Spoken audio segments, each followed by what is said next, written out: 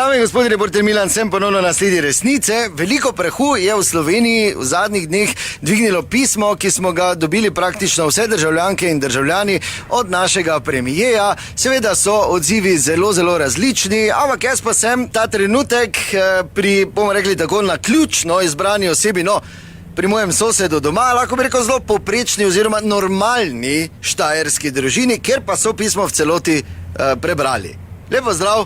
Ja, Serbo, zdaj, jaz ne bi zdaj rad, da... Ja, ampak jaz bi najprej te vprašal to, tebe ne moti, da ima Janša tvoj naslov, ne? Ja, kdo pa te nima mojega naslova?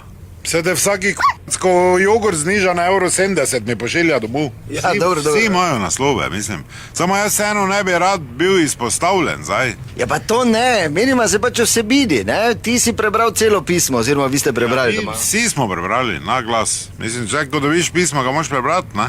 Se Božiček tudi bere, kaj mu otroci napišejo. To zdaj govorim, ker mali posluša v sobi.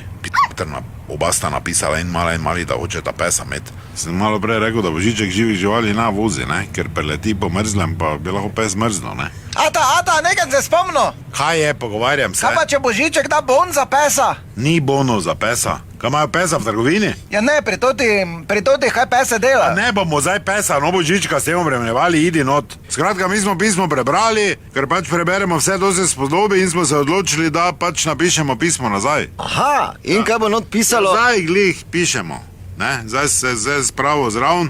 Jaz lepše pišem. Ne boš ti, ker bom jaz, ne nam zdaj, če imam že v glavi celo pismo, ne nam je moti.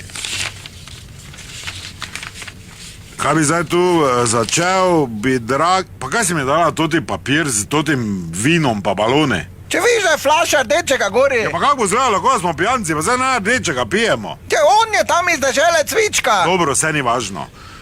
Dragi Janez. Ne, to ni dobro.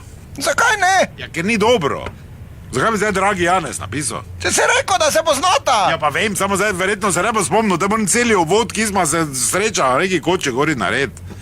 Ne more biti dragi Janez. Ja, te pa spoštovani predsednik vlade. Ja, pa to tako, da službo iščem, kot da mu vrit lezem, to tudi ne bo. Pa kaj si ti, daj neki bolj pameten predlog. Boš rekel, dragi Janez. Kaj če bi kar z Janez začel?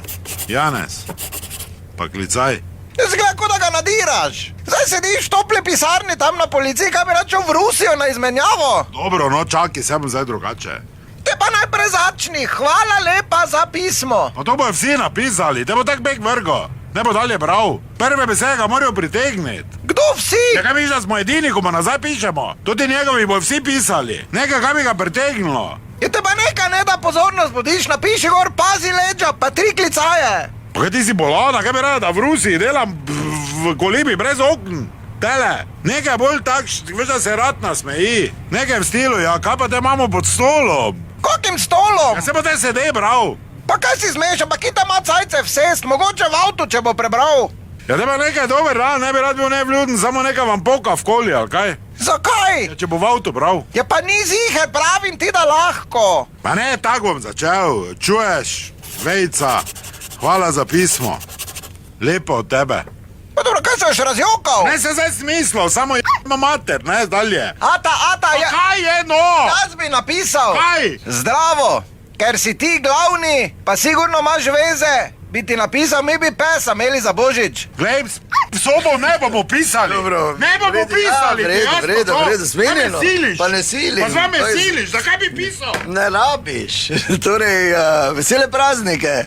Da nas zdaj ne pozabite, resnica ni plenica, pa vendar marsikomu smrdi.